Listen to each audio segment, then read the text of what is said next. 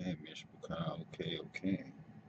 So we are live, and I want to say thank you guys for holding on while I prepared. I had quite a few things to do and some ground to cover. Some things happened last night that um, forced me to have to go at this in a different way. You hear my dogs barking outside, but that's okay. That's okay. Mishpaka, that's okay. So I have no headphone action. I cannot hear what I'm doing. So I'm going to wing it as I try to figure out why I have no headphones and try to get some headphones. Hopefully you are hearing me. I should be having headphones and I am not. So it's a question as to whether or not you're hearing me. I should be having headphones and I do not.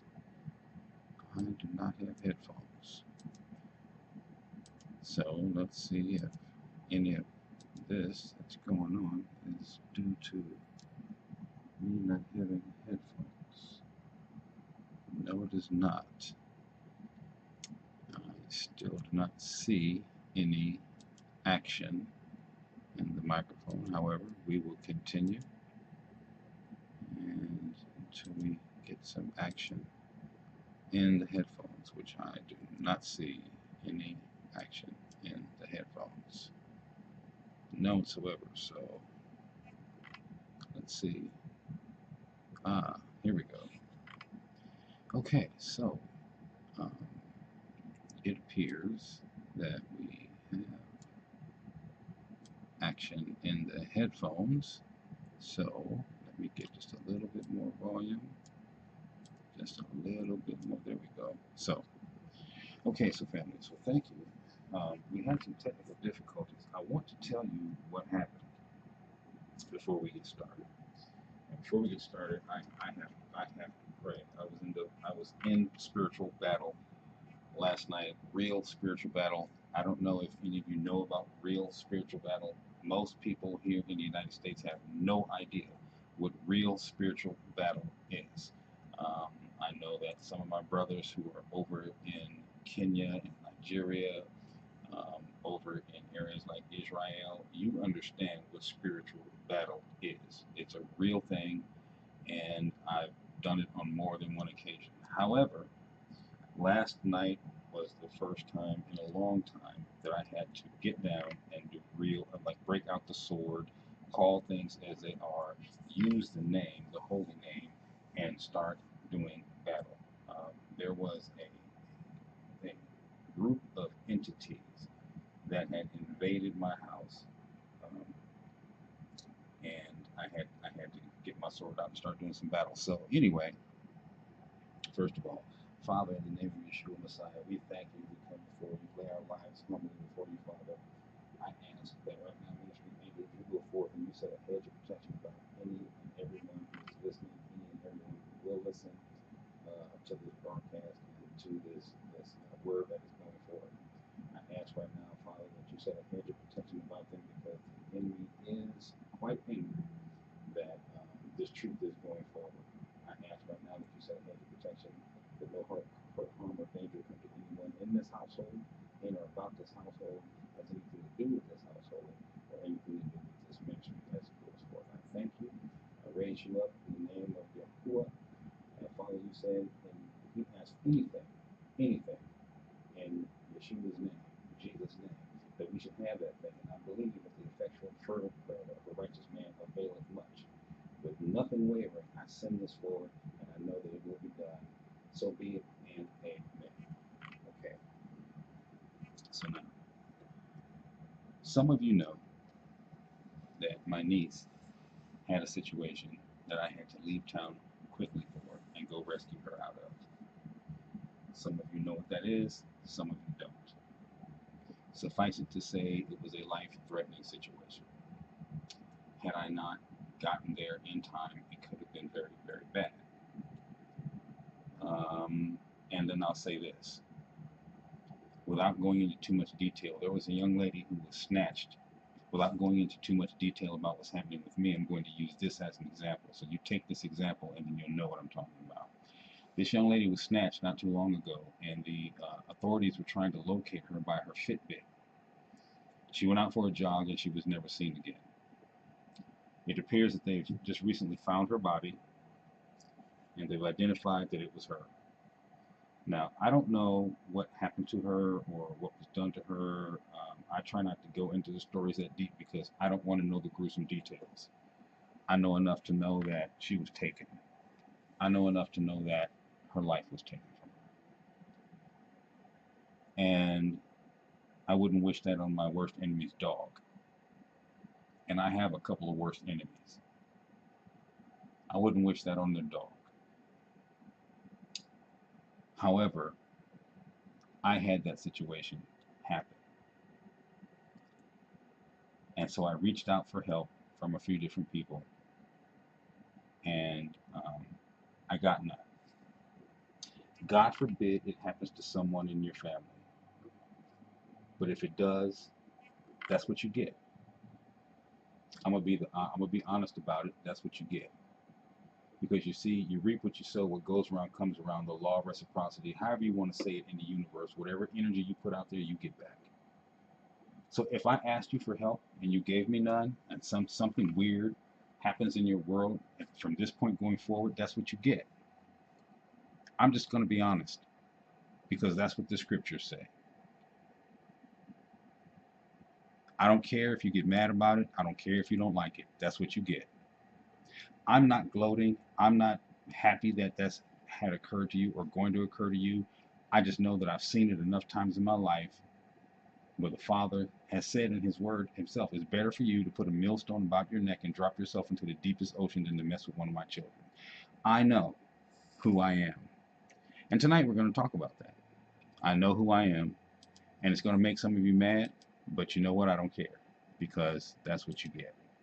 Now, some of the things that I'm going to use here tonight is fair use, and for educational purposes and entertainment purposes or whatever, that's what the law says that we have, the way we have to do with it. But even though we know it's something else, we have to put the fair use up. We have to say it's entertainment. We have to say it's educational, even though we know it's something else. It might infringe on someone else's copyright, but oh well, that's what you get. Um, I really am at a point right now where I don't care for a lot of people at this point. And if you encounter me from this point going forward and it seems like I don't care for you, I probably don't. So don't get mad at me if I look at you strange. If you know me that way and you see me out in the world, I look at you strange. The look is saying to you, why are you in my face? What are you looking at me for? What is your problem? And it's going to be that way for a while. And you know what? I don't care if you don't like it. I really don't. Because where I'm at right now, with some of you heathens, um, I've been this way for a long time. And in this position of thinking this way in a long time, I'm going to try to sit here and adjust my camera. And I'm going to try to come in live this way. My phone is ringing. I forgot to unplug it. Give me just a second while I fix that.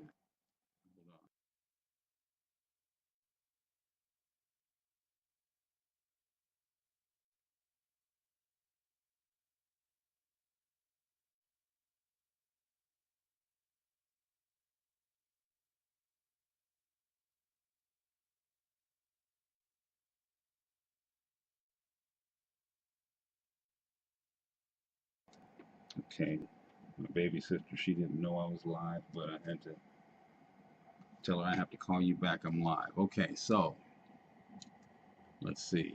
That light is shining in the wrong direction. Hold on. Let's see. There we go. That'll help a little bit, won't it? Yeah. So how you guys? The what you see behind me there is the drums. They're covered up. You don't need to know what I have if you haven't seen it already. It's none of your business. Do I seem like I have an attitude? Maybe I do. Maybe I do. Righteous indignation is a good thing. I can be angry and I can be mad about a thing as long as it's righteous and it's not, you know, It's not sideways, trust me. If I have an issue with you and I don't like you right now, well, I said it a minute ago. So anyway, we're going to look at something, and I want to talk about, first of all, what we said was who I am. Okay, I did some research a while back. I've been asking this question for a while. It started 5 years ago, well, 6 years ago now, around the time when Michael Brown was killed. I started noticing that a lot of people of melanated color were laying in the streets, and they were dying by the hands of Caucasian people. And whether they were policemen or not, there was a lot of people of brown skin color who was dying in the streets. Now, a lot of them are Hamites, but quite a few of them were Semites. And I know that some of you don't know the difference between a Hamite and a Semite, so let me help you with that. Let me help you with that. A Semite is someone who is a descendant of Shem, okay? And Shem is one of Noah's sons. A Hamite is someone who is a descendant of Ham, and Ham is one of Noah's other sons. Now, Japheth is another son of Noah, and Japheth is supposed to be the progenitor of those who went to the British Isles, toward the British Isles.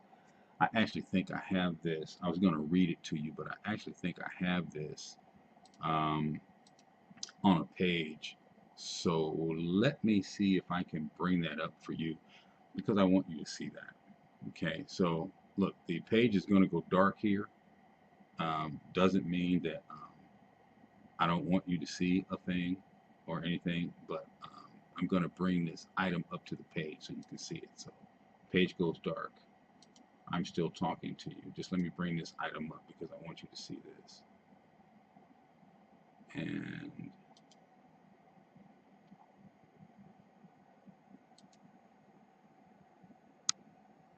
okay, so can I rotate this is what I want to know.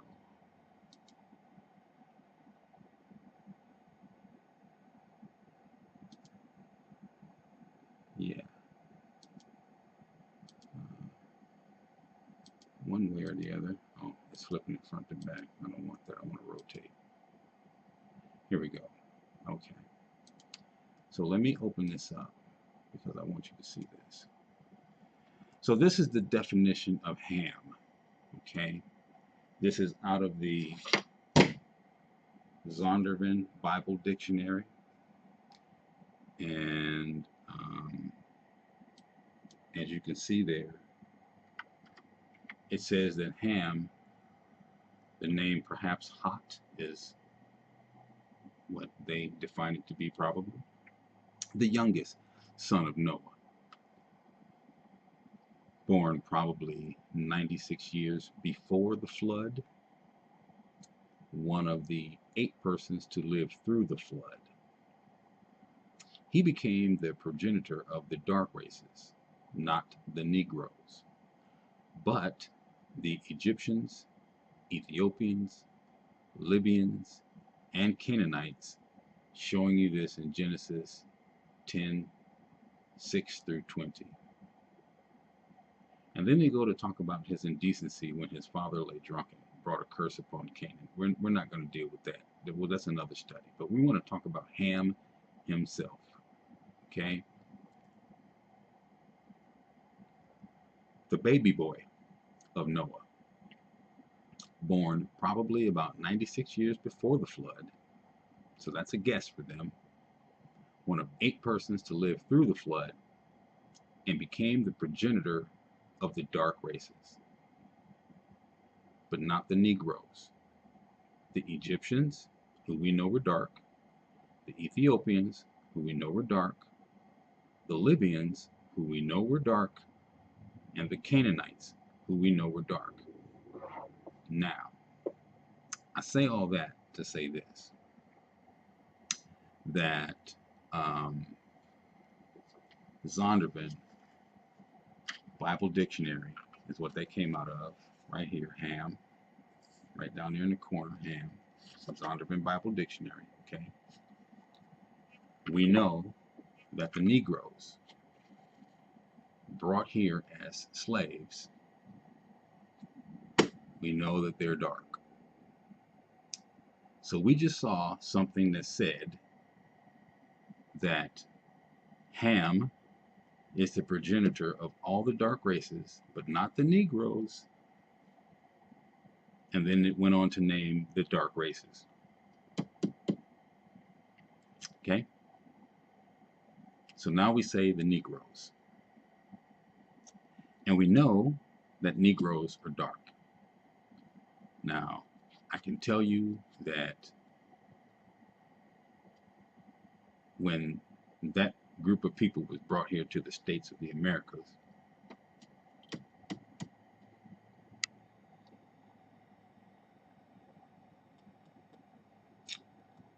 they were called Negroes. And then some of you Caucasians concocted a special word for them. I don't have to say what it is. You know what I'm talking about. Okay? And then you decided, you Caucasians, then you decided that we needed another name. So then you gave us colored. I don't remember anybody asking for that, and I can tell you when I look at my birth certificate, that's what it says as for a race. For my father and my mother, is that my father was colored.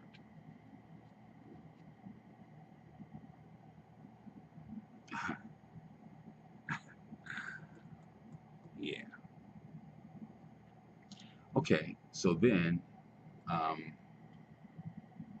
for my father, that's not even true. I'm going to show you something in a minute. Actually, I should go get my birth certificate and show you, because it says colored on my birth certificate about my father, but he was far from it. Far, far, far, far from it. Okay? So this is how this is getting started, because we're going to go into my DNA in a minute. But I have to lay this groundwork for you to understand where I'm going with this, because we're talking about who I am. And so I'm going to put this out there, and you're going to know who I am. And going forward, this is just like when Cassius Clay became Muhammad Ali. Okay? When Cassius Clay became Muhammad Ali, he was willing to take you into the ring and beat it out of you until you said his name, Muhammad Ali. Okay? So I'm going to say this to you, that I am telling you now who I am. And I am willing to sock you in your mouth if you call me anything else. And I will gladly do the jail time. Do you understand me? I want you to understand me, because I'm going to show you who I am. And you better respect it. You had better respect it. And going forward, once you get this information, if you just happen to not be like me, and you get this information, you're going to understand who we are. And you had better respect it. Because there are those of us who will sock you in your mouth and gladly do the jail time.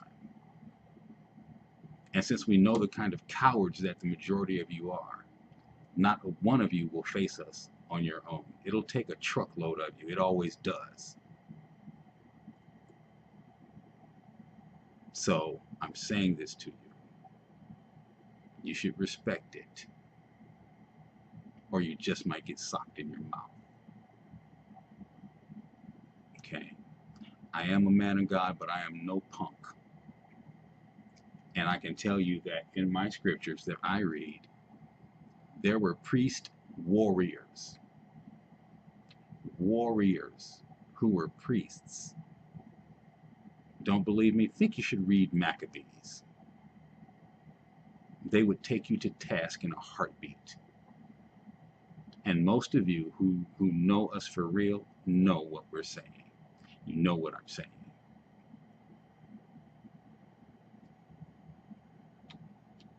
My older brother Judah could smoke 100 of you by himself with a sword in each hand. It's written in here that he and Simeon took down an entire city of men by themselves, just two brothers. They smoked the entire city of Shechem. Better go read it. That's why it takes a truckload of you cowards to come see us. Now, I'm older, but this dog still got plenty of fight left in him. Do not test me. So we're going to talk about who I am. And I'm going to give you some evidences that you probably have never seen before. Now, for those of you who are new to this and you're shocked by my speech, hang on. Look at the evidence. Look at what I have uncovered about me. See, I start with me. I don't look at anyone else. So I'm talking about me. So you see the welcome screen says, Welcome Hebrews, Obar Bani, and then there's our flag. Okay? So that should let you know right off the top that I know, not something I believe. Because if you believe it, there might be some doubt there. Well, I believe. No, I know beyond a shadow of a doubt that I am Hebrew. I am the people of the book. There is no such thing as a Jew. There never has been. There never will be. That's an English transliteration, a European transliteration. There is no such thing as a Jew. Oh, did I offend someone? You're going to change the channel now? Well, you probably should. But if you got the heart for it, why don't you sit there and look at something for a minute? You just might learn something. You just might. So there's no such thing as a Jew, and there never was, there never will be. A Jew can never be a Hebrew, and a Hebrew can never be a Jew. Okay? So when we were looking at Ham's sons just a minute ago, we saw that there was Ham, Shem, and Japheth. And it wasn't Japheth, really, because there was no J until 1630. So we're talking about Hebrews, so the Japheth. There was no J until 1630. And I'll show you that also in just a little bit. It's absolutely. If you don't believe me, Google it. When did the J come into action? The J didn't come until like 1630. There was no J. The King James 1611, you won't find a J in there, because the J didn't come until 1630. So those scriptures came out in 1611. So hello. All right, so let's go with this.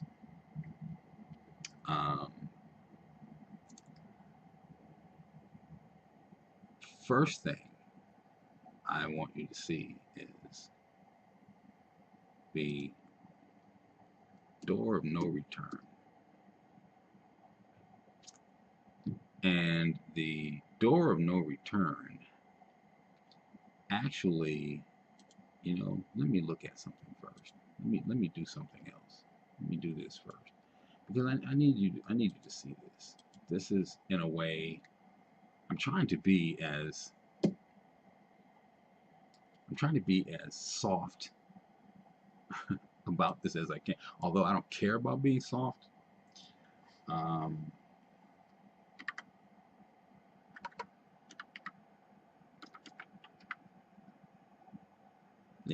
Although I don't care about being soft, I want to be, because you see, I don't want to hurt your feelings. But then I kind of do want to hurt your feelings. But I don't want to hurt your feelings like so I can watch you cry type thing. I don't want to hurt your feelings so I can see you sad type thing. I want to hurt your feelings because of your pride and your arrogance. Because you think that you're privileged. Because your European background gives you the right to say and do things to people. And even if you know me and you know that I'm into this word and this is what I do, and you see me with my earpiece in my ear and I'm listening to my teachings and everything else, but then you go and you say or do something to try to hurt me, but I don't want to hurt him. I no. I want to hurt your feelings. I do want to hurt your feelings. Because you see, when you attack a man of God, you should be adult enough to say, hey, listen, when you did something, maybe that bothered me. Give me the opportunity to say, oh, I didn't know. I'm sorry. But most of you don't do that. You run and you tell and you say and you do and you think that you're hurting, but you're not. What you're doing is you're showing that what you do is what you've always done. You rest in your privilege because of your pale skin. You don't have the fortitude or the heart to come to us and say to us, listen, I think that thing you said might have bothered me. You don't give us the opportunity to say we're sorry. You never have. But then that's part of who you are. That's your psyche. That's who you are. It's bred into you from 400 years back, when your people came upon the shores and started taking people away in chains as if you had the right. Understand? As if you had the right. So that's what I'm talking about. And so this, I'm going to see if we can start here. I'm going to try to start here, and I hope this comes through for you, because I want you to see this. Wow, that's a long one. Because I want you to see this. This is necessary that you see this. If the screen goes dark again, that is because, like I said, what we're doing. So, all right, so let me try this. And when these things occur this way, here we go. It's necessary that you're able to see this. This is the door of no return. And if you look right here, you can see that this is the, oh, I'm trying my best to manipulate this for you, because I want you to see this. If you look right here, you can see, I'm trying a little bit more for you. I want you to see this. Pay close attention to this. And do you see, I can't manipulate it that well for you. I was trying to, but I want you to see this. This is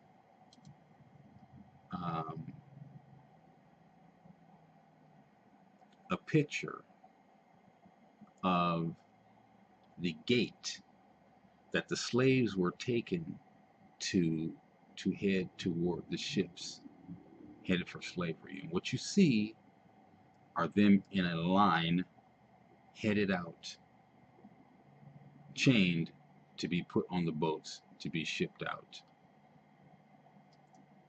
for slavery.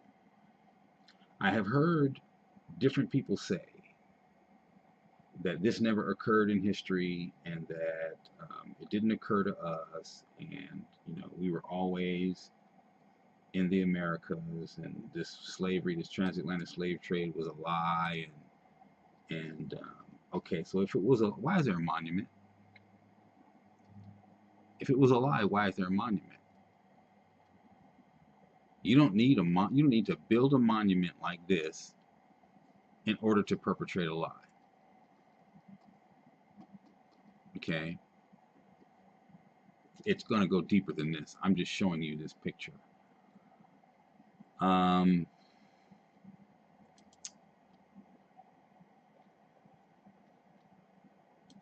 There are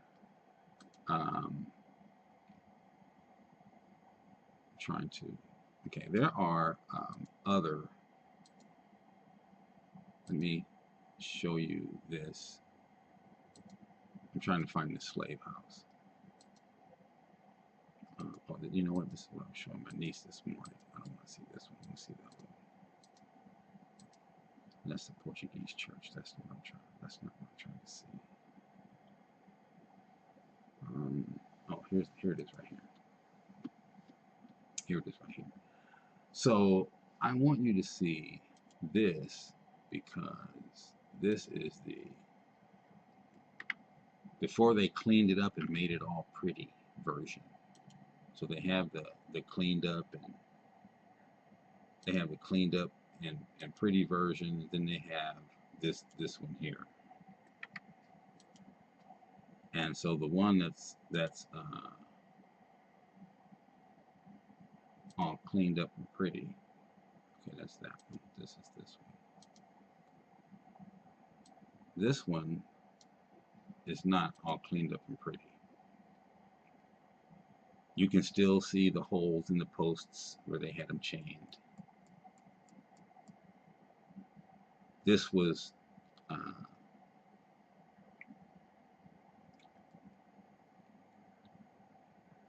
this is on the coast. As you can see, the ocean is out there behind it.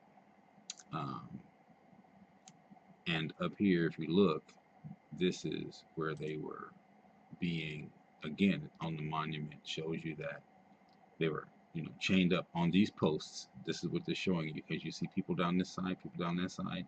You're looking down that chute, that V. They had people chained up down this side, people chained up down this side. And this was the depiction that you see at the top there. They're chained and they're heading to go through that archway there and then be loaded onto the boats. Now, the other thing I wanted you to see is that there's a town here. Come on, expand this back out. I'm trying to get to expand back out.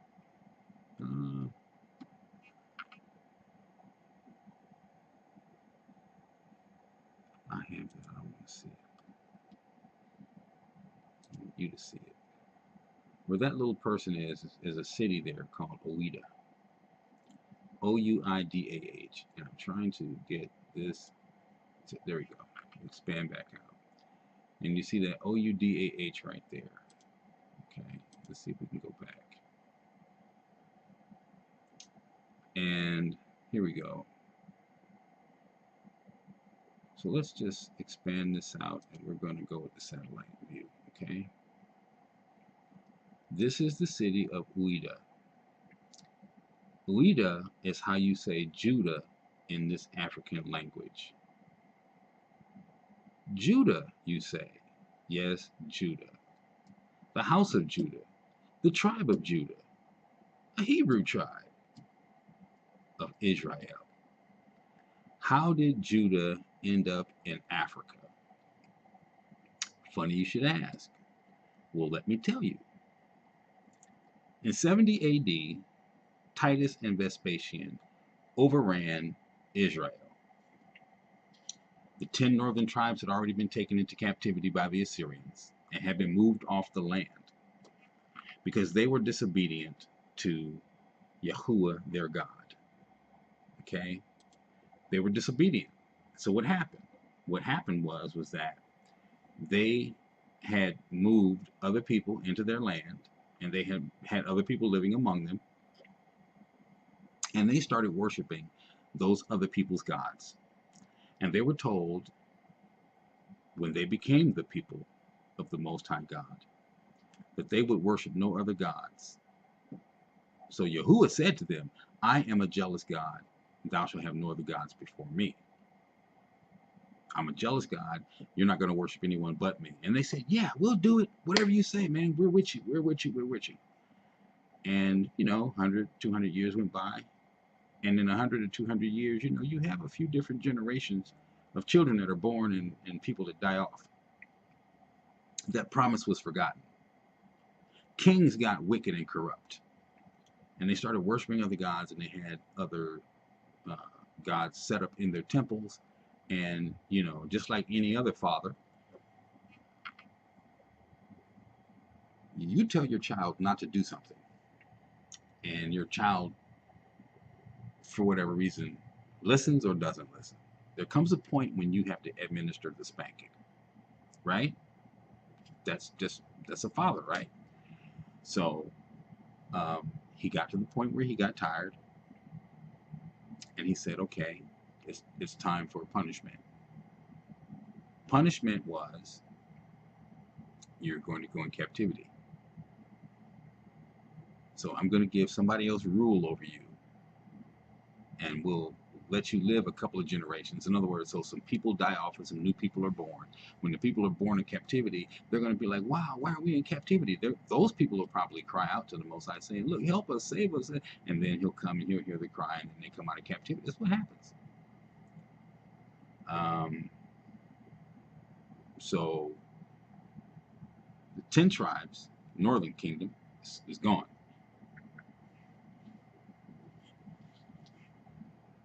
Taken away by the Assyrians.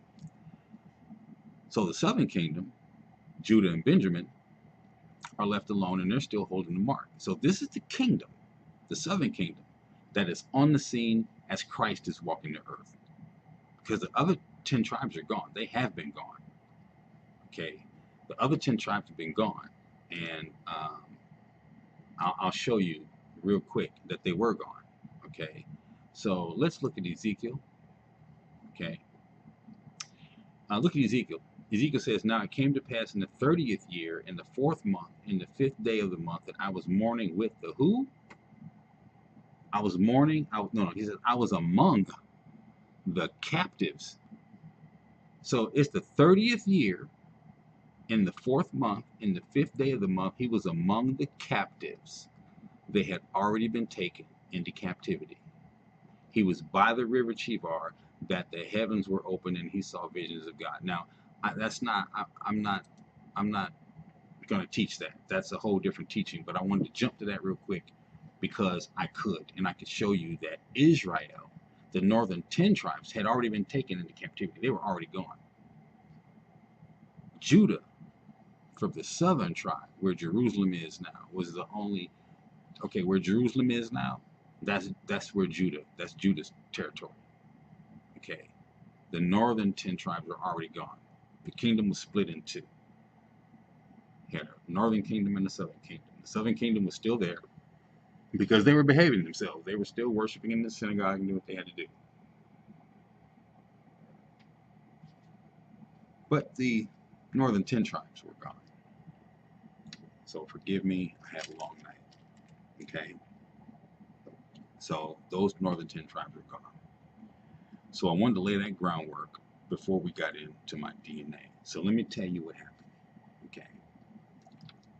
I was locked in a spiritual battle yesterday. Okay? Finish this and then I'll go into the D.N.A.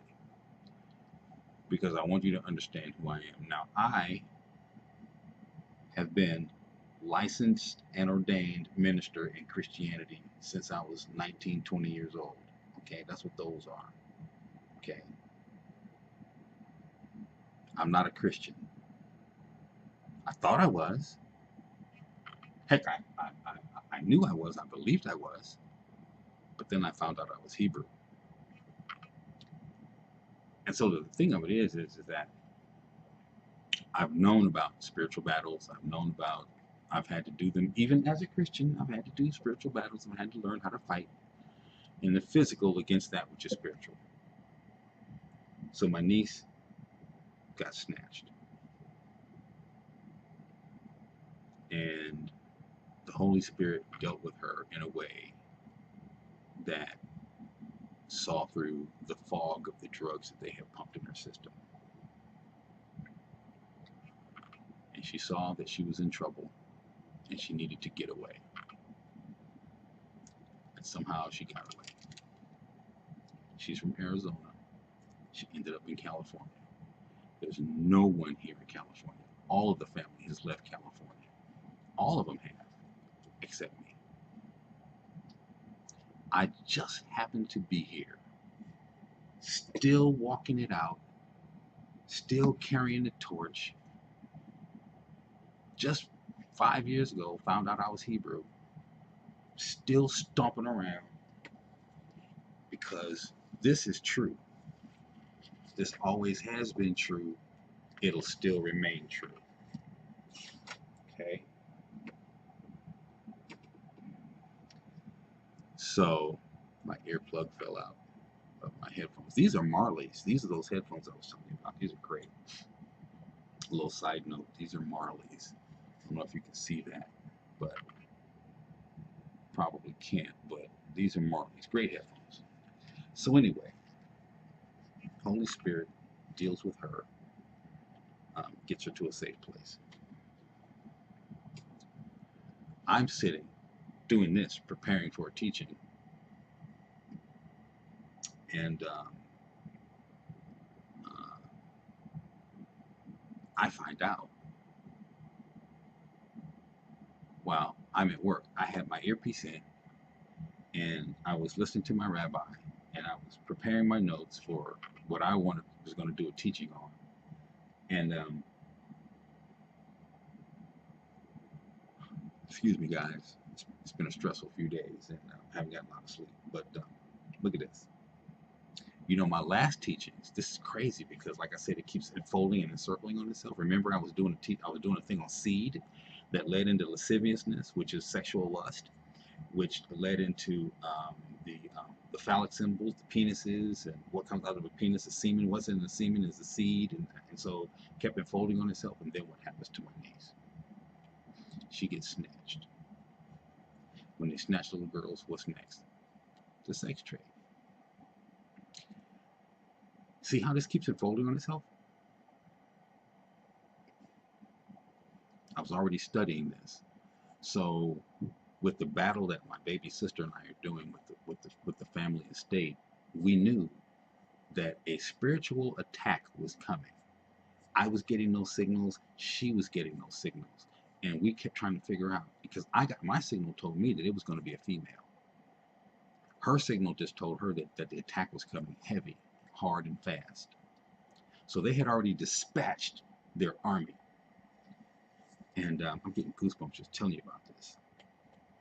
So anyway, so I'm at work. I got my earpiece in. I'm listening to my rabbi. I'm praying. I'm, considering the different little things I'm going to do, my little topic on it. And all of a sudden, my nephew breaks in. I have my phone in my pocket with my earpiece in. My nephew breaks in on Messenger. And so I'm having difficulty talking to him, and the earpiece doesn't want to work, the phone doesn't want to work. I try to hook up to my tablet to hear him, blah, blah, blah, on and on and on, to the point where I couldn't. So I had to break down and use the phone and make a phone call.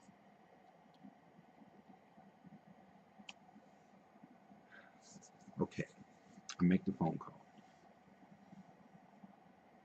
This is his daughter. This is my nephew.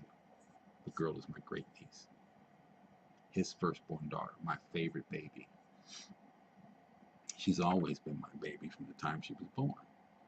So when I knew it was her, I immediately sprung into action. So suffice it to say that I made it there. I got her. I brought her home.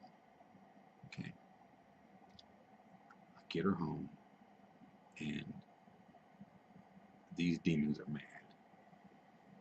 These demons are mad, and they're trying to figure out what they can do, because they just knew they had her.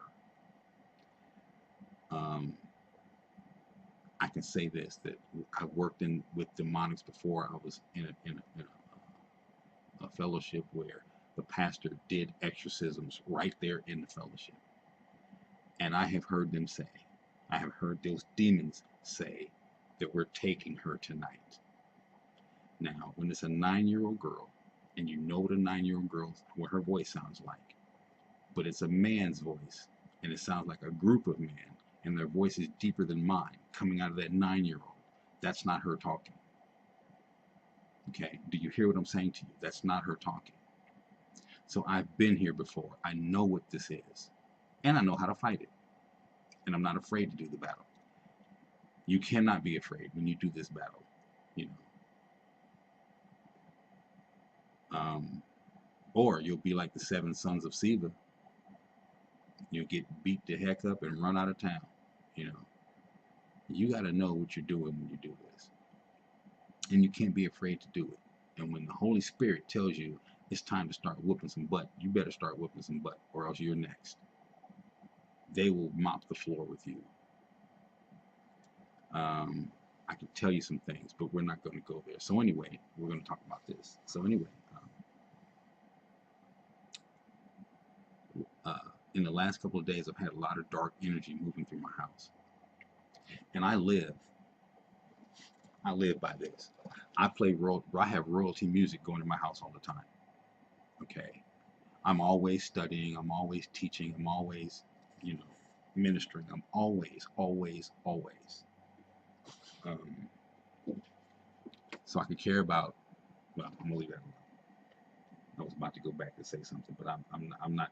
I am, but I'm not trying to hurt your feelings. But I am, but I'm not. So anyway, I'm not trying to make you cry. I'm trying to show you something. So anyway, the energy starts moving in the house, and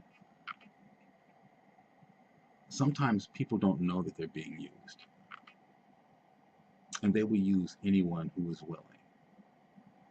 And so I'm saying this to you because you may have been used and don't even know you have been used. So can a believer cause another believer to lose his life and go to hell? Yes. Yes. It's in Scripture. It's in the book. Where one priest was told to go to a town and break down all the altars in the temples. And when he leave, not to leave the way he came into the town, not to stop, not to have dinner with anyone, don't hang out, don't make no friends, just do what you do and then leave. Then another priest came and said, hey, the angel of the Lord came and told me that for you to stay the night at my house and for you to have dinner with me. I'm a priest too. You can hang with me. I'm a priest too. And so because he listened to the guy, because the guy was a priest and was dressed like a priest, and he was, but he was a fallen priest. Because if he was actually a priest in that town, he should have been the one breaking down the temples and the altars and the whole nine. The Father would have used him, but he had to send somebody else in there to do it because all the priests had fallen. They had become crooked. They had forgot their Hebraic ways and they started doing the things of Gentiles. They started acting like the Greeks and the Romans and the whole night. They started doing that. That's how Hebrews become Gentiles. That's a different study. But anyway, I wanted to lay the groundwork, right? So he spent the night. He had the dinner. And while he was asleep, the angel did come to this minister and tell him, okay, now, he didn't do what we told him to do. So when he wakes up in the morning, you tell him this. So when they all got up in the morning, he said, look, man, angel of the Lord came to me last night and told me because you didn't do what you were supposed to do, he's going to kill you, leave your body on the side of the road, and the birds and the lions, and nobody's going to eat it. It's going to be laying there for a sign for everyone to know that you disobeyed the Most High God of Israel because you didn't do what you was told to do. The priest packed his stuff and he left town. A lion got on him and smoked him right there in the middle of the road. Left his body laying on the side of the road. It's right. That's in Kings. That's right there in Kings. Go look it up and find it. So can a believer cause another believer? Yes, it can. Yes, it can. All right. So I'm not that guy. So when I see stuff going on, I speak on it, and I do what I'm told. I don't let people come tell me so-and-so said. If the Father doesn't tell me or give it to me out of His Word or show me in a different way, then I'm not doing it, right? So I said that to say this. The battle jumped off in the house last night. You see people being moved around like pawn pieces in on a chessboard. Even believers, because they're not rooted and they don't have their antennas up. So I watched people get moved around. Now see, my mother's old. There's Alzheimer's and dementia there. So she's easy to move, right? Dracula can't come into your house unless you invite him in across the threshold. You can't get bitten unless you hold your neck up, right? So my sister was used. Little baby mama was used. Things was going on and happening in the house. And when I saw it, because it happened all at once. It wasn't just one thing here and one thing there. It happened like that. That's how it moves. That's how you know when it's on and it's cracking. Because everybody's doing the wrong thing at the same time. You got 4 or 5 people all doing the wrong thing at the same time. You better know what that is. That's them moving. And I picked up my Bible, and at the top of my lungs, I started screaming demons up out of my house, calling them out in the name of the Most High God of Israel. If I had some blessed oil, I would have been throwing it too. But I was standing right here in front. This is where I do my work. This is where my altar is. This is where I do my prayers. This is where I'm at my piano right now. This is where I do my worship and my prayers. My drums are behind me. This is my little ministry area, right? I stood right here and I did battle right here. For about 20 minutes, I was letting them have it, okay? My little baby niece was so freaked out, she ran in the bathroom and she was crying and screaming because she didn't know what was happening, okay? I'm telling you, my mother had went outside and she tried to come in. I spun around and said, "Demon, get out." She turned right around and left, right? She don't know I wasn't talking to her. Well, maybe she does because I've done it with her before.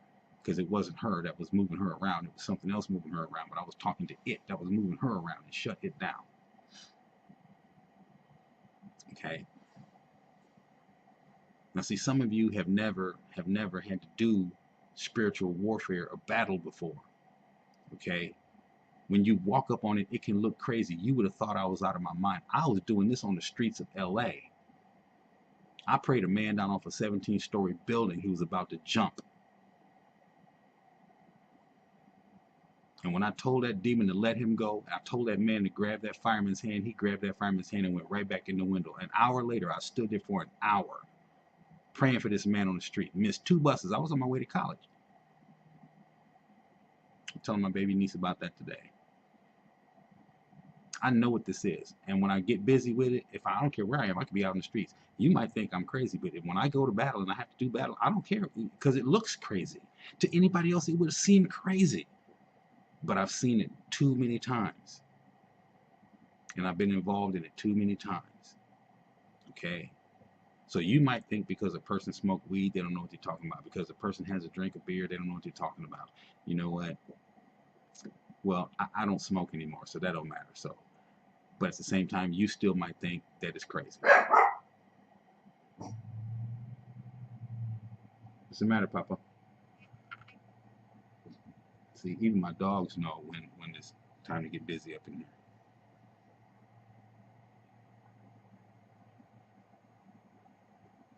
Because babies and animals can see things that you can't. You should have saw them last night. It's pretty interesting. So anyway, I'm in here doing battle.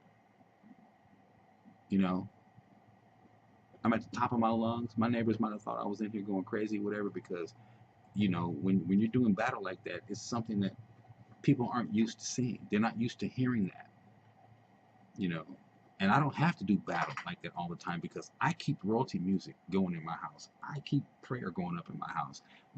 The demonics don't have a whole lot of room in here, you know. But because of what happened to this baby, it was moving family members around like chess pieces.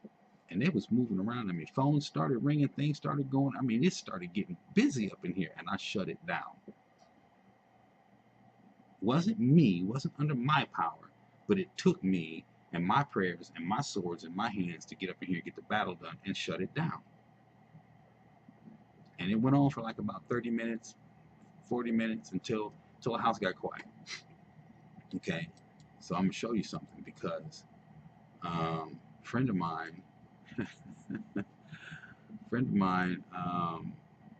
actually hit me up at a time when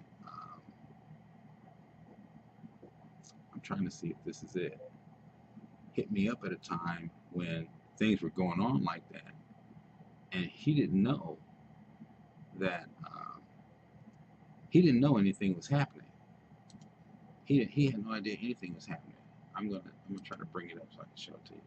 He didn't know anything was happening. So what he did was he hit me up on Messenger and asked me, was everything all right? Right? So right when all of this was going on, I mean, I was in the middle of full swing boogie. I was out there getting it done when this came in. Okay. And oh, I didn't get it. Okay. Well, look, I'm gonna tell you like this. Right at the top up there, he says, "Hey, how's everything going?" I didn't get that picture. I'm gonna have to try to get that picture. No, it takes me too much to snap that picture and then get it in here. But just to show you, that top, right at the top, see, I got it scribbled out up there, but it says, "Hey, how's everything going?" He's asking me a question, and the time is right next to it. It was 7:53 p.m. And I said, "Funny you should ask. I was actually doing battle in the spirit just about that time." He said, "Hope you're doing okay." And I told him right there, "I've been under attack and fighting. Give me a call." Right? So right when I'm doing battle and I'm fighting, see, the Holy Spirit knows when you need help. He brought another believer, another knower into the situation. Now, he didn't even have to be involved. Just his presence, the fact that he was on the scene while this was going down, was enough extra juice. It's just like if you see Iron Man standing there doing battle with somebody, right? And then Thor shows up. Well, the enemy, Thor doesn't have to do anything, but just the fact that he showed up and the enemy saw him, that's gonna help stop the fight right there. Because the reinforcements just arrived. I'm whooping their butts all by myself. I got it covered. I got this, right? But then help showed up, and it all just shut down immediately. So I turned around. I didn't even notice it came. I turned around and looked up. I saw this on the laptop. I'm like, what? I walk over and I look at the page, and I'm like, ah. And then I realized, okay, so he showed up, and then that's when everything started calming down because I was still swinging. I was still, I was still swinging the sword, and praying, and talking, and casting, and I was at it. Okay. And when I saw, he said, "Hey man, everything all right? How you doing?" You know. See, now that's how the Father does. That's how the Father does, right? I cut off the top of the message, but you can see what I'm talking about with him. You know. And I said, "Man, give me a call." He said, "Okay." He called me right up. He called me right up. So when that was all over with, you know, I was on the phone with my niece's mom, and we were trying to get her um, on the bus to get her home. And I created a group, and um, so I could put a request into the group and say, "Help! I need some help, you guys." Now, some of you left the group before I even could put in a request, so I've already cut your friendship off. You and I are no longer friends. And I don't even care if I see you at work. It doesn't matter. I don't care. You did not wait for me to put in my request. You didn't wait to see what was. Look, you see what time it was at night. Listen, when somebody contacts you and they say that they have an emergency, you should give them the courtesy and the benefit of the doubt to listen to their request and see if it's something that you can help them with.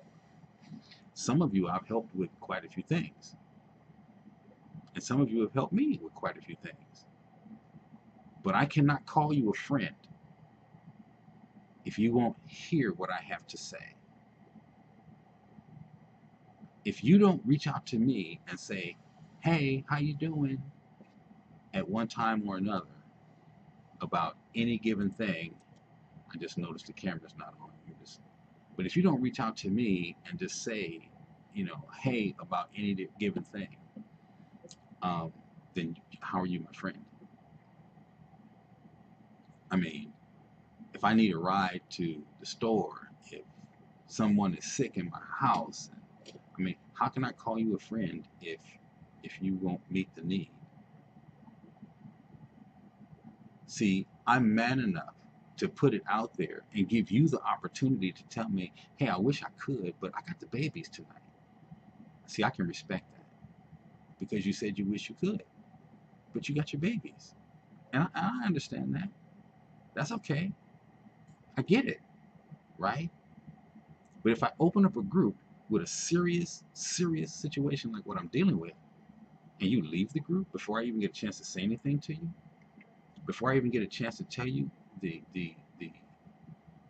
trouble that this little girl is having, and God forbid it be your daughter.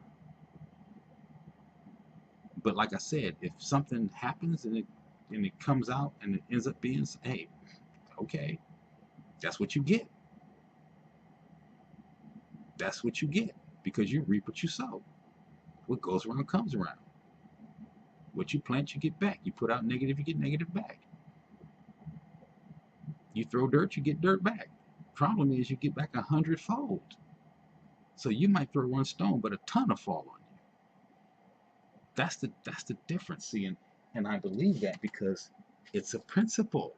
It's a biblical principle. It's real. Whether you believe it or not, it's real. Just because you don't believe it doesn't mean it's not real. It's real. So before I got a chance to ask you anything, you left the group.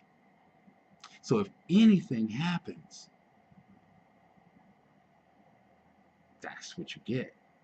I can't call it because I'm not in charge of that. He is. And when whatever you do to me, he's in charge of your reciprocity because that's the law. Look up the law of reciprocity. I know you don't know what that means. Look it up. So anyway, we haven't even gotten into what I want to talk about, but I wanted to put that out there and say that I asked for help last night from some of you, and some of you shut me down. So if you shut me down last night without hearing out what I had to say, then we're no longer friends, and I've already cut your tree off my trunk. So if you see something, it's because it probably came from someone else's page, but it didn't come from me. And if you try to talk to me, I'll probably just block you. I mean, what would be the point? Why would I want to talk to you? Talk to you about what? What could you possibly have to say to me? Okay, so there are people who helped me during the time of the fire, who I am forever indebted to. I'll do anything for them because they helped me with my 80-year-old mother. Okay, because that's the kind of guy I am, right? I'll help you. You'll help me. I'll help you. It's okay. It's all right. That's what we're supposed to do. We're people. But if you ever cut me off or shut me down, I'm through with you. And some of you did that. So I'm through with you. I love you, but you got to go. Bye, Felicia. So anyway, I wanted to put that out there to you. So if you ever see me out in the world or on one of the social media sites and you're trying to figure out why I'm not talking to you, it's because you mean nothing to me. I have no reason to talk to you. Okay? So now,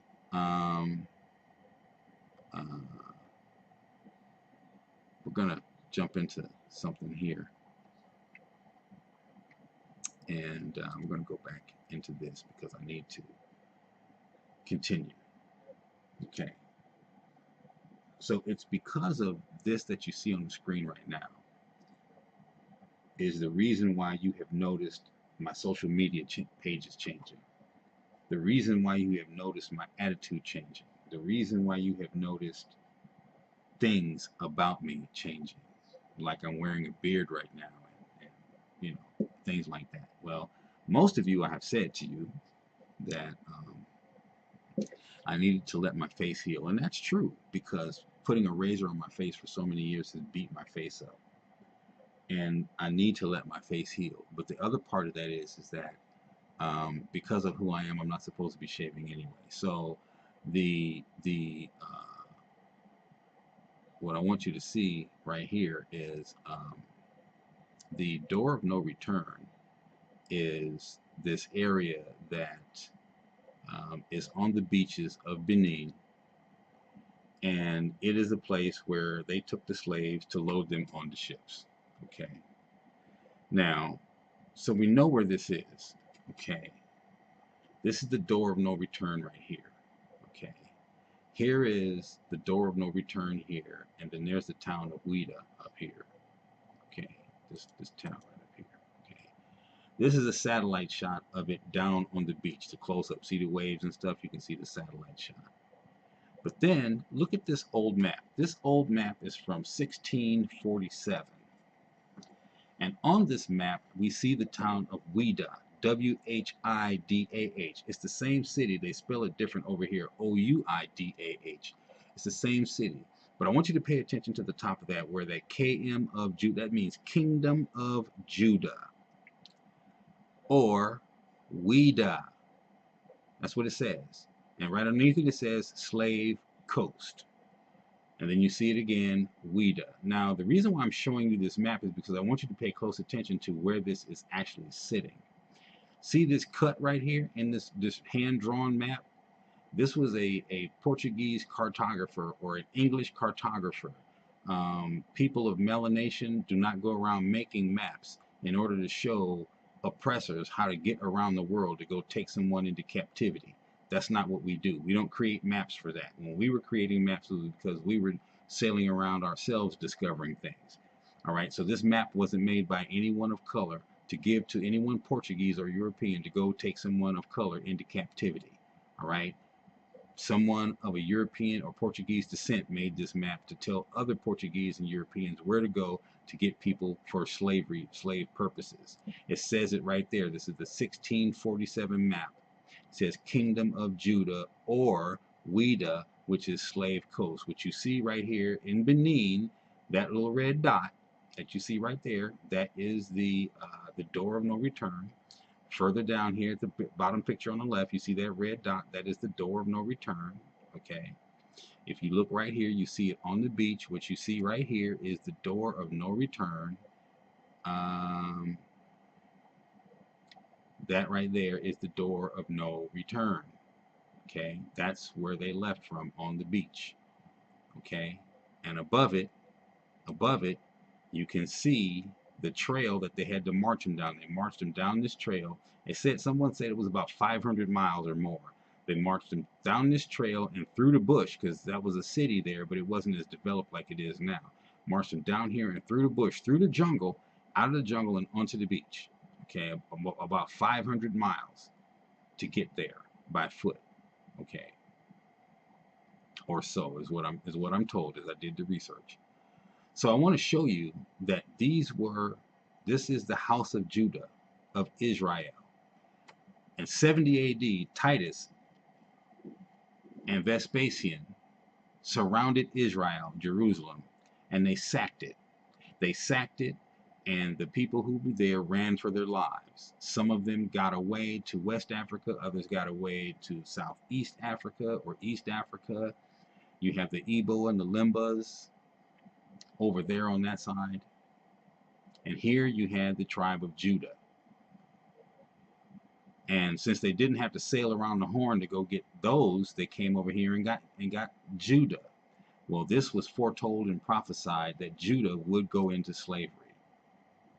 Abraham was told that his children were going to go into slavery because they were going to be hard-headed, and this is where they were taken from. So I'm showing you this because I want you to know where the people you call colored, the people you call Negroes, the people you call that very special word that you use, this is where we came from. Judah is a tribe of Israel. Judah is one of the 12 tribes of Israel. Judah was the last place in Israel that was to be run out of Israel, that the Father said he would take it and disperse them all around the world. So again, I'm showing you this, is that Ezekiel was sitting uh, by uh, the river Chebar, and he was among the captives. They were already scattered during Ezekiel's time. This is not even the time of Christ. This is way before the time of Christ, right?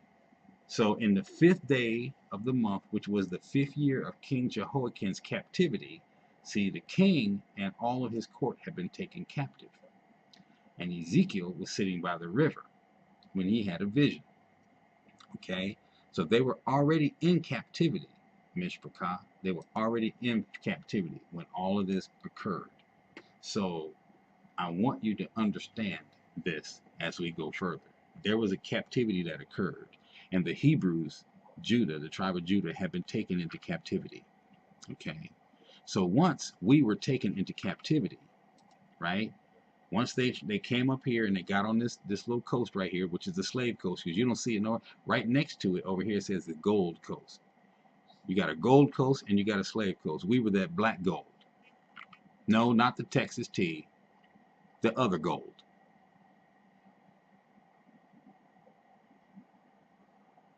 I'll let that sit for emphasis. Okay, now, so we came here as your colored people, which the Zondervan clearly states that we are the Negroes. That's what you called us because that's what you put in your books. We didn't put this in your book. You put in your book that we were your Negroes. Okay, that's what you put in here, that we are Negroes, right? That's what it says when you look at the definition of it in the book. It says that, right? Oh, where'd the source go? Oh my, the source disappeared. Let's get the source back. I want you to see that. We got to stay with the source. We got to stay with the source. Where's the source? Oh, there it is. There's the source. Okay. So we got to stay with the source because that's what your book says. Oh, yeah, let me flip it back around for you so you don't have any excuse saying you didn't see it. So that's what your source says. Your source says that we were the Negroes. That's what got put into the Zondervan Bible Dictionary. Now you can get a Zondervan yourself. I'm going to tell you. Because we're waking up to this, and because we know and we're finding things out like this, they're taking publications like this and they're changing the information now. I have another Zondervan. I have a big hardback that was done after this one, and that definition is not there anymore. That Ham definition is not there anymore. It's an entirely different definition. And so I said this in another teaching just a couple of days ago that every time they revise a book, like the New International Version, then they got the New International Revised Version, the one I call Nerve. They got nerve to be changing the word. They're changing things. Like they take the word black and turn it into something else. In this Wisdom of Solomon, it says, you know, I'm comely but I'm black. They move the whole verse. So they're actually changing things because we're finding out who we are, right? So, but that's okay because this is their book. We don't do books. We're not the people that does books. We do scrolls. We've always had scrolls. See, so they took our scrolls and turned the scrolls into books, and then they turn around and handed us a book and said, here's our God. You can have him too. Problem is, it was never theirs. It was ours. But after 3 generations, once you have lost the fact that it was yours, you no longer speak your language, you no longer have your heritage, you no longer have your culture, and then someone hands you a book, you're thankful because they're sharing their God with you when it's really yours, but you don't know that because they took everything from you. Are you following me in this? This is what you did, right? So you should if you I'm sorry if I'm rubbing a nerve wrong. You guys did this. We didn't do it to ourselves. You did it. We didn't come together. Hey, let's take ourselves and sell ourselves to be slaves, and then we'll go over to this new land and we'll just lose our entire culture and we'll forget who the hell we are, and hey, it's going to be great. Come on, let's go. No, we didn't do that. That's not what we did. But now let's flip that on the other side. That's exactly what you did. Let's go get us some slaves because we're too damn lazy to work for ourselves. We can make them work for us. Come on, let's go. But it never would have happened had we not been disobedient. Then you would not have been used to be the whip to get us in check. You were only supposed to be the whip. You were not supposed to commit all these atrocities and subjugate us the way that you have. So now that I know these things, then my eyes are becoming more clear, and I'm starting to see all the things that you do and that you have done. Things that I used to just look over and never meant anything to me, now mean a lot to me because I see how you do. I used to play with you and frolic with you and play your game, and now I see how you were playing your game, not with me, but on me. And I never knew. I know now. And now you're going to have a problem because you're not going to be able to get away with it. Because I'm going to be calling you on each and everything that you do. Ooh, see, that's what you don't like. All right, let me see who this is. I'm going to have to unplug the phone.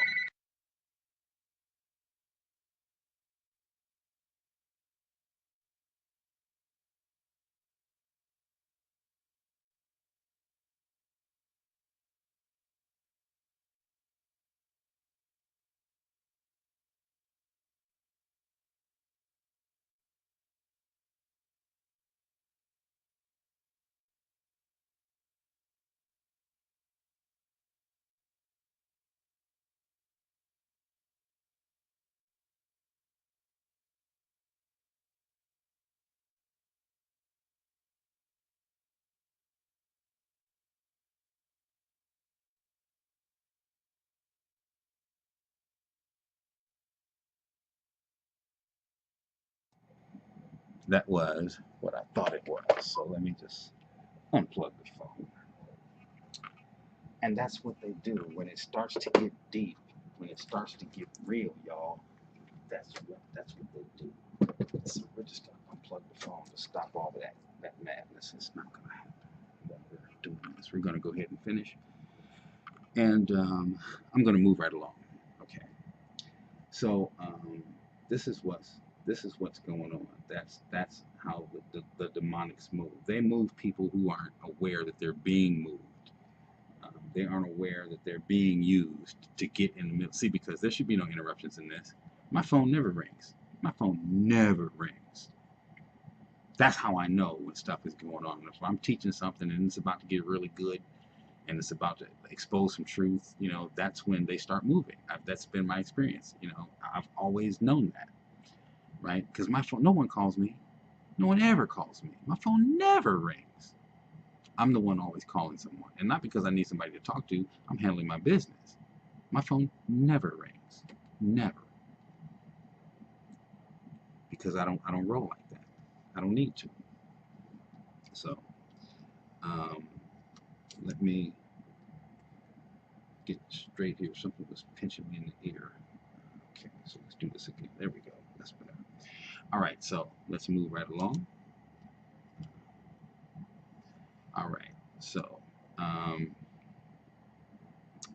was talking about the door of no return. Okay, so Ham is being changed out of various different Bibles.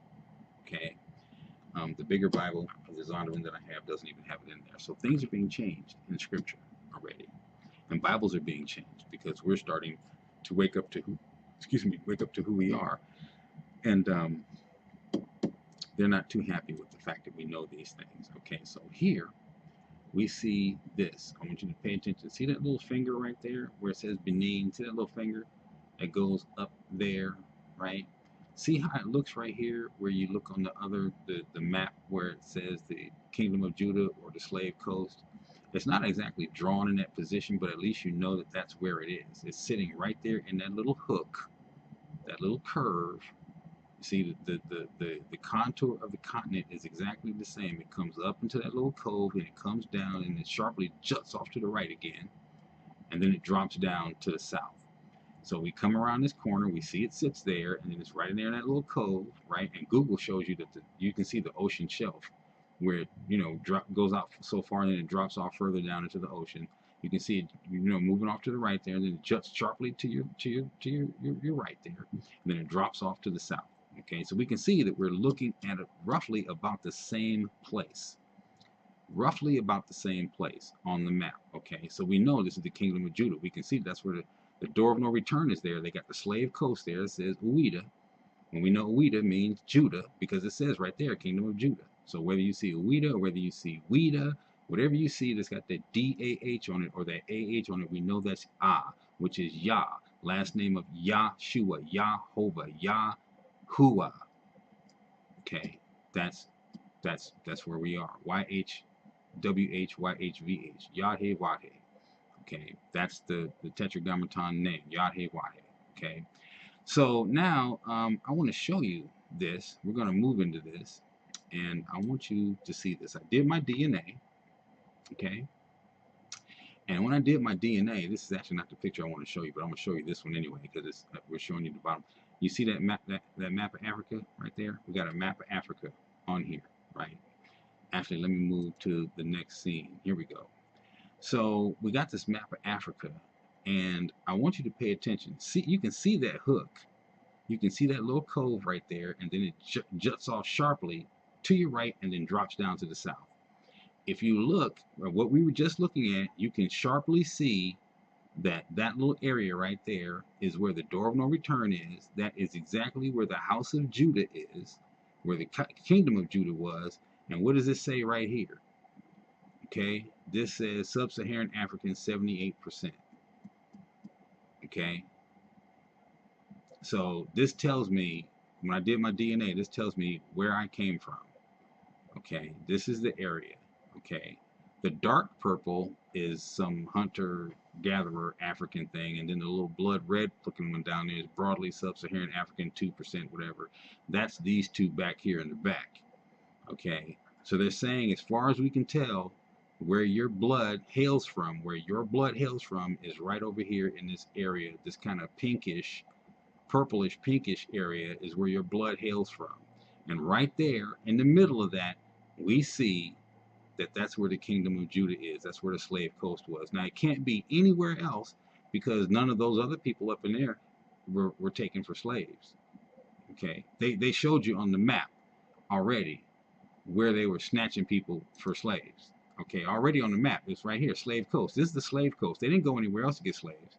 Now, listen, when you're fishing, when you cast a net, you might be fishing for tuna, and you might cast a net. You're going to get some mackerel and a few little these and a few little those because, they just happen to be swimming around in the same area. But by and large, you're going to get, the ones you're going after.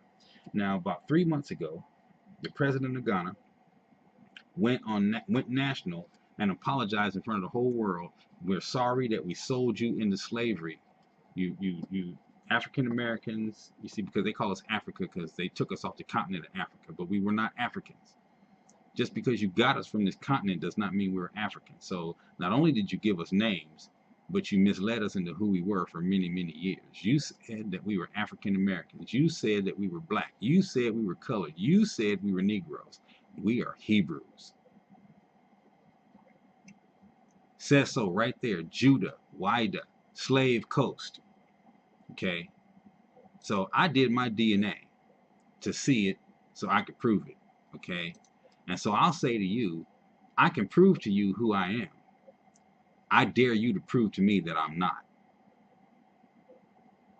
I'm out here publicly, live, proving to you now who I am. I am a child of the house of Judah, stolen off the continent of Africa after we ran, after my ancestors ran out of Israel from Titus and Vespasian when they sacked Jerusalem. And it's in the scriptures that they would have no regard for old, young, pregnant, cat, dog, bird, fish, whatever. They killed everything in the city. So this is where it is. So I don't care. You can say whatever you want to say. And especially if you're of European descent and you claim to be a Christian and you're walking around with my book in your hands, you claim to be a Christian, bring this camera back up, and you're walking around with my book in your hands. There's no such thing as Christianity. Christianity is a false religion. Ooh, I'm sorry, I know that hurt, but listen, there were no Christians when Christ was walking the earth. There were no Christians. Check this out. To go even further, there was no Matthew, Mark, Luke, or John, a book called Matthew, Mark, Luke, or John that the disciples were using during the time that he was walking the earth. There was none. Christianity and those books came along about 300 years after his death. When Christ was walking the earth, there was no book called Matthew. There was no book called Mark. There was no book called Acts or Romans or Galatians or Ephesians, or there were no books. They weren't there. So what was he using to deal with the people? He was using the law and the prophets, the Torah and the Tanakh. The Torah and the Tanakh. Now, I know you've been taught Christianity because I was. They taught it to me. So not only did they lie to you, they lied to me. They lied to me about who I was. They told me that I was a Gentile. And I'm not. But you are. I'm a Hebrew. I know it. I just showed you my DNA. I just showed it to you. My DNA says that I'm a Hebrew. Okay? Let's go over here. My DNA, 78. Okay, so you see that European down there? That's my daddy. British, Irish. That's my father. But like I said, on my birth certificate, they said he was colored. Oh, my father was the blackest white man I've ever seen. Imagine this. Your skin complexion is a little darker than mine. Okay? And I'm a fair-skinned, melanated guy. I'm a pretty fair-skinned guy. The sun has darkened my face. Age has darkened my face, but I'm pretty yellow on my body, right? So my father is a shade or two darker than me, right? In 1926, see, civil rights didn't happen until the 1960s. So in 1926, 27, 28, 29, you're walking around with skin my color, but your DNA says something completely different. Your DNA says British, Irish. No, he's Scandinavian and Danish. That's what I really pulled up.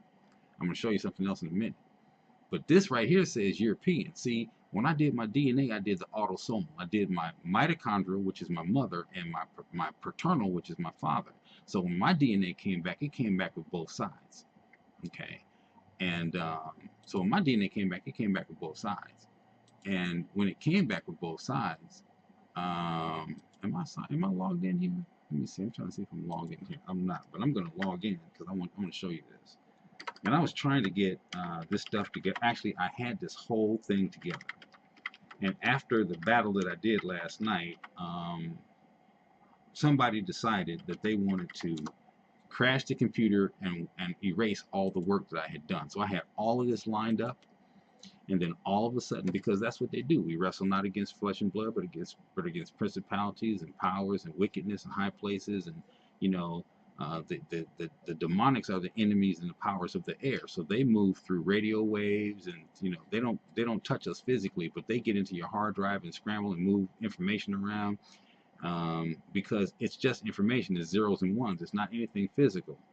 So that's the stuff that they can touch, because they can't reach out and touch us, right? So they have to use people to touch us.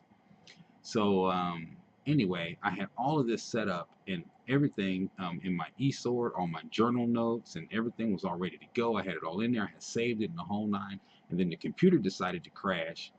And all of a sudden, it was all gone. All of a sudden, it was all gone. So I'm trying to... Okay, here we go. Here we go. So This is so funny because you know, I went back in there to go get it, and it was just gone. It was just gone. So let me see what I got going on here. Do I need an empty page? Uh, I need an empty page. So let me get an empty page, and we're gonna bring this up for you. So just stay with me, because a lot of this I'm doing on the fly. You guys know, if you've been with me for the last few weeks, you know I've been doing a lot of this on the fly, just going for it. And I'm learning had learned how to do this. Okay, I did it already. Oh man. Okay, now it wants me to. I can't do that. Hold on. Let me try this again because I have it up already. Where is it? Here it is, right here. Why is it not letting me? Okay. Well, you know what? I gotta give me a second. It's gonna be the long way around. You know what? I'm not gonna leave you on a blank page. Um, I can't leave you on a blank page. That's not fair. So let me do this. You can sit with me while I work on it. Okay.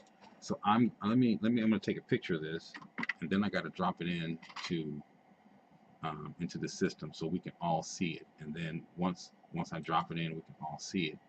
Then I'll bring it to the screen, and then we're gonna expand the canvas, and then we're gonna save. Let me save this file. I'll bring it over to us. Save it as.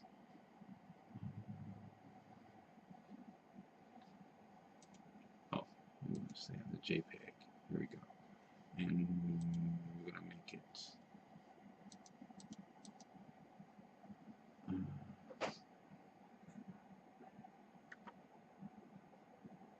Okay, we're gonna make it 6.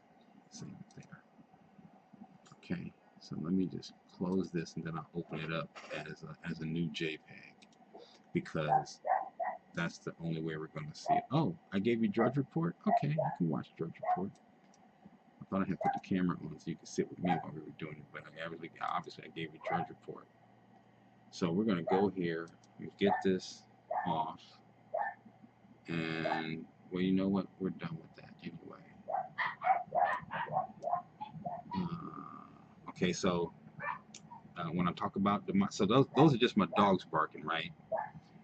But what just happened was that we're in the middle of a teaching. I'm showing you something. There was no reason for them to be put outside to interrupt us. Hold on. That's how demonics move.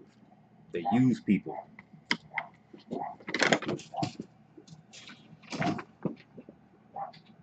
Get in here.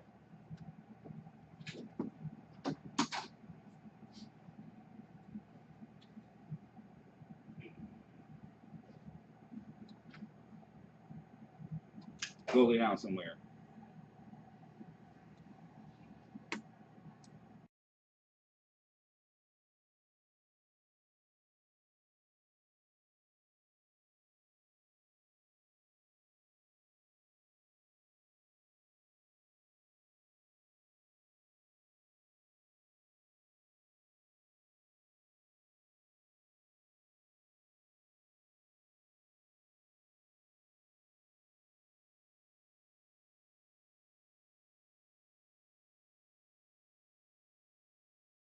So I say that to say this, and I'll say it again. My mother has Alzheimer's and dementia.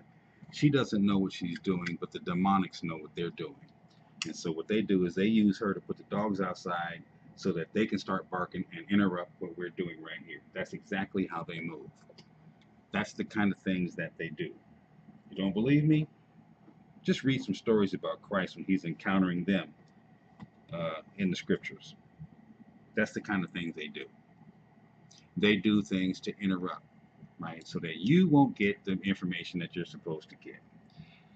So anyway, I just have to be more watchful again as she tries to creep behind me and do something else because of her Alzheimer's and dementia. Okay, so we're going to use this. We're going to use this, and I think here it is here. Okay. Now, I do thank you for your patience, though. Now I want you to see this. Okay. I want you to see what that says. Okay. There's my mother's maternal haplogroup, the L3E2B1A, which is Hebrew. My father's paternal haplogroup is RM417, which is nowhere near anything associated with a person of black skin or dark skin. You can look up yourself RM417. When I looked it up and I saw what it was, I saw that there was a group out there with the RM whatever, and this guy popped up in the group and was like, "Hey cousin, how are you doing?" And he was talking to me like everybody remember the Dave Chappelle show where he was blind but he was a Klansman. And he didn't know that he was a dark man. He thought he thought he was one of them. He was a Klansman. Okay, well, so I'll say it like this: that's what happened to me. He didn't know anything about me, but he saw that because of that RM417 that I was related, and he started talking. And when he started talking, it was everything negative about anybody who got L3E2B1A, or in other words, who you call the African American. They were completely white supremacist over there. Okay, but that's my dad's DNA. So you get a Y chromosome and you get another chromosome. So when they do your DNA, they do. I did the autosomal, so you can get your mitochondrial, your mother, and your paternal, your father. So I did the autosomal because it does all the way down to the region, to the area that you came from, and that's what I was showing you. It went all the way down to the region in the area where I came from, right? So it shows you down your father's side, 250,000 years ago, he's from the Yamasa people, right? 300, 400,000 years ago, my mother is, out of this, they say she's related to out of sub-Saharan Africa, right? But we know that the Hebrews were in Africa because they were in Egypt, right? And we know that time and time again they went among their people because that's who they looked like. They were among their people. They weren't the Hamites and the Semites. Ham and Shem were brothers. Their daddy was Noah. So any offspring coming out of them, they're cousins. They're gonna be around each other somehow, some way, because they're, initially their ancestors were brothers, and those brothers shared the same father. So they're gonna be around each other. So that's how you chase this stuff back because it's right there in Scripture. And then some Caucasian scholar, some European scholar, put it in a book and said this is Ham and this is Japheth and they're sons of Noah. So we didn't put it in a book. Somebody else put it in a book, but we didn't put it in a book. So now that it's in a book, and now that we know this stuff, then that's what it is. But the RM417 gene, Scandinavian Danish. So I'm saying this, right? So I get to the point where I am running down this 417 line. Okay. And the man is talking to me like I'm one of them. Okay. I'm listening because you can put your DNA in different little like GED match and all them and you come up right. So I'm listening to what this person is saying and I'm thinking about this. I'm like, because see, my dad was born in 1926, right? So here you are looking like a brown man, but you're not. Who's gonna believe you in 1926, 27, 28? Who's gonna believe you in the 30s? Who's gonna believe that? Who would have believed that you were really a white man? They would have had him swinging in a tree by three, because that's how you guys used to do that thing. You would grab somebody and you would hang them. The type of cowards that you are. That's what you do. And you can't get mad at me. I mean, hell, they make movies about it. You've seen Roots. That's what you do. So don't get mad at me because I'm pointing it out at you. That's what you do. I can't tell you, okay, listen, we got some grown folks here, and I hope there aren't any children listening. But those of you who are here, if you are grown, no matter whether you be a Caucasoid, or whether you're a product of whoever you're a product of. If your skin is one color and you're not what I'm talking about, because I'm trying to get away from this white-black dichotomy. That's a United States thing that's meant to separate people and keep people at war with one another. I'm not trying to be at war with anybody. I'm trying to give you some information to help you understand who you are and why you do what you do, so that we can understand who we are, so that we can come back home to our Father and be who we're supposed to be, who your ancestors told us that we're not. Our heritage was stolen from us, and we were lied to the same way you were lied to. They lied. Your ancestors lied to you about who we were. You see, because when you read the Willie Lynch letter, they only wanted to do this one time. It's mind control and programming. The government has control of it now, and they use it quite often on as many people as they can. But it started with Willie Lynch on us. He said, brothers, if we do this right, when we do this, because they equated breaking a black woman, whom they called a bitch, to breaking a horse. In other words, they said if they the way they do horses, if they do a black woman the same way, they said, brother, if we do this right, we'll never have to do it again. This thing will continue on in perpetuity. It'll reset itself. It has a built-in reset. We'll never have to do it again. It'll just reset itself over and over again in perpetuity. What that means is that once they did it, they didn't even have to teach you how to do it. So we would be so broken that the reset would continue to happen, and you would just continue to live off the benefit of it, not even knowing that there was a reset built in. You would just live off the benefit. That's how. So what I'm saying is that's how you get your white privilege. See, you think that it's so normal to you that you think that's just the way it's supposed to be. Well, for so many years, that is the way it has been, because the reset was built in. That they didn't even have to teach you how to do it. So you never had to run around and chase anybody and hang them in a tree. You never had to whip anybody. You never had to fight like that. You know, I mean, because there was a fight between the white and the black, you know, that time. You know, one person didn't want to be in slavery, and the other person wanted to enslave, and you know, you had to break that mentality, and you know, and so they said, if we do this right, we'll never have to do it again. It'll continue on in perpetuity. So it had a built-in reset so that you would never, ever, ever, ever have to do it. Yeah, yeah, yeah, yeah. It had a built-in reset, yo. So that's why, and I'm speaking to you Caucasians now, that's why you can run around here and you can use the N-word so freely. See, there was a time when the ER would get you killed by, you know, another man. You know, when you use that word ER. But now, you know, because they're not saying they're saying everybody's saying it, you know. I've seen it on your Facebooks. And it irks me when I see it on your Facebook, because you're saying it so freely.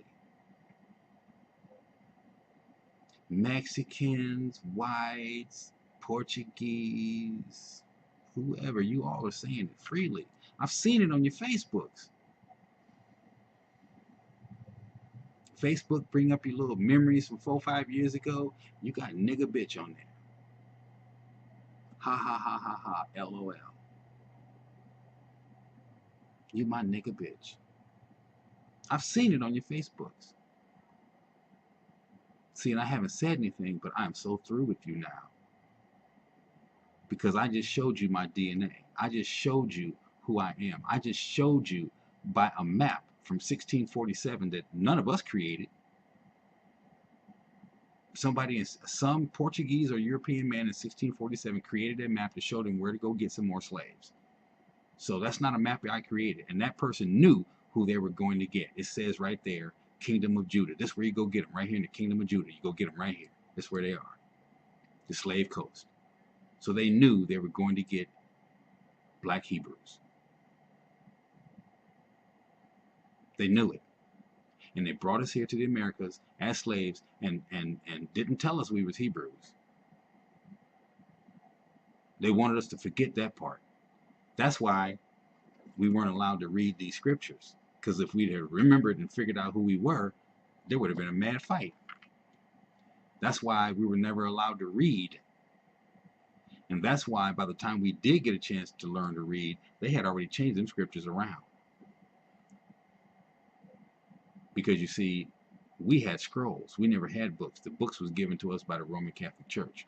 Okay, so now that I've said all that, I'm going to move forward because I want to get into something else. Okay, over here. Oh, see, I didn't open it because, like I said, the computer crashed and everything went down. So let me get this back out and let's see if we can move forward on this. Now I saved it. I hope it's here. I saved it the last time, and in my notes, in my journal, and everything. Went back for it, and it was gone. So let's see what we got here. Study notes, gone. Journal notes, are they there? Study notes are gone. Okay, it didn't save the study notes, but I still got my journal notes, so we're going to go off my journal notes. Whew. Boy, I'm telling you, this technology, you know, one of these days they're going to try to use it against us, and I can tell you now, they do have something in the chute already that's ready to go, and it's called Zoe. If you know anything about Zoe, well, that's all I'm gonna say. That's something else for a different time. Zoe is a demonic force, a demonic entity that is in the artificial intelligence realm. I'm gonna leave it right there. That's a different study for another time. I'm already doing battle. I'm not trying to get that one woke up either. All right, so what we're looking at is my study. We're talking about his own, okay? And so Matthew says that Matthew 13:54. How about we just go there and just look? And I'm going to go over here. And do I have the? Yeah, I do. Okay. And I just figured out how to do this. This is so cool. Oh, and here we go.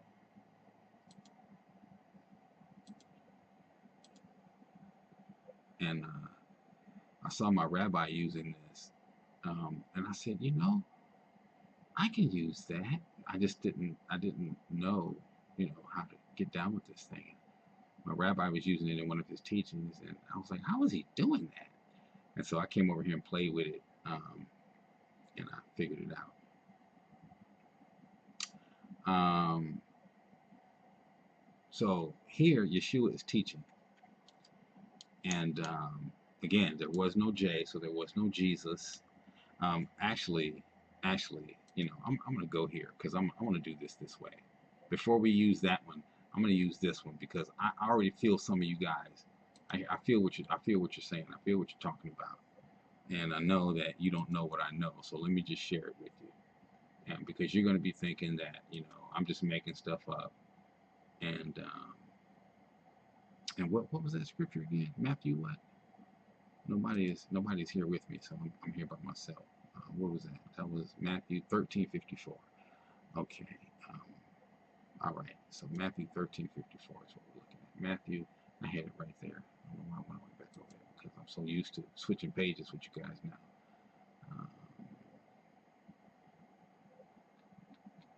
So I'm going to show you this. Okay, 13:54. Now I'm going to get that on the screen because I need to show you this. You see how that says Jesus rejected at Nazareth? Okay, that's what your Bible says. Your Bible says Jesus. Okay, there was no J until 1630. Here's the 1611. I want you to see this. 1611. Okay.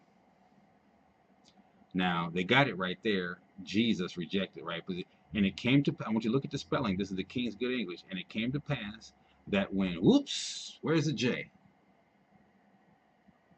There is no J. Okay.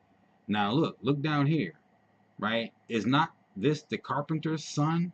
Is not his mother called Mary? Mary and his brother? Where's the J? Where's the J? Where's the J? There is no J in the 1611 Bible. Nowhere in the 1611 Bible. This is a digital version of it, right? So I can understand them putting them there. But you get a printed book, look right there, Matthew 13:51. Where's the J? They didn't even have a V in those days that they were using for the word have, because the U was used for the V and the V was used for the U. That's a Greco-Roman understanding. Greece and Rome are the same thing, right? When you look at Caesar Augustus, Augustus is spelled with a V. The V is the U. English flips everything on its head. God is dog and dog is God. Come on. English is the thing that flips everything on its head. In the 1611 Bible, find you a hard copy with regular pages. You will not see a J anywhere in there because the J did not come on the scene until 1630. And Yashua said unto them, the V is the U and the U is the V in English. Unto them have, if it's not, if I'm lying to you, then how come there's not a V there instead of a U? Okay, I didn't write this, guys. I didn't create this. I'm just showing it to you. Look how country is spelled right here. Into his own country. All right. So, all right. Let me finish beating you up with that one. I'm done. But I want to show you something. His own. His own. We're talking about his own. When he was coming to his own country, what would be his own country? His own country would be a country full of Hebrews. Because remember, Christ was a Hebrew. So was he coming to a Christian country? No, because there were no Christians at this time. And he's over in Israel. The only thing that's there is the 12 tribes. And at this time, there aren't even 12 tribes because the rest of them are in captivity. During his time, only Judah was there. So if only Judah is there, who is he walking among? Hebrews. And remember, there was no J, so it was Eudites. So in that country at that time were only Hebrews. He was in his own country. He was walking among people of color. Oh, I'm so sorry, Mr. Christian, that just rocks your world. But it's true. So stop being a baby, take the pacifier out your mouth, and stop lying to your congregations. And stop telling them that Christianity is right when it's a false religion. Really? Oh, you want to challenge me on that? Okay, so your Christianity, you do Easter. You do Ishtar. The goddess Ishtar is a pagan god of fertility. And therefore you have rabbits that lay eggs. How does that make sense? And you send your children off to hunt Easter eggs. The egg is a symbol of fertility. Ishtar is the goddess of fertility. You're supposed to be, we celebrate Passover because that's what it is on that day. It's not Easter. And we didn't translate that to Easter. You did that when you took it out of our scrolls and put it in your books. Because we didn't have books. We had scrolls. Oh, you still want to challenge me? Don't you do Christmas? Christmas. Yes, you know, Christ Mass. That's what you do in the Catholic Church all the time. You have Christ Mass, but then you turn around and tell people it's about the day that Jesus was born. Listen, first of all, Jesus never existed, right? Because there was no J. Secondly, he was not born in the wintertime, especially on December 25th. But you want to know who was? Let's start with Tammuz. That's one of your gods that you worship that you don't even know you do, but you do, because that was his birthday. Ashtaroth.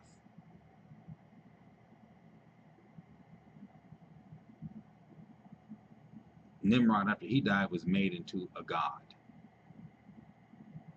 And they worshipped him and said his birthday was December 25th. See, that's what you do. Yeshua wasn't born in the winter. He's a spring baby. And we can prove that. So I can prove it. I just dare you to prove it, especially if your daddy's a pastor. Oh, let me stop. Listen, he taught them in their synagogue. You see, they never went to church. They went to synagogue. There's no such thing as a church. It says so right here. It doesn't say he taught them in their church. It says he taught them in their synagogue.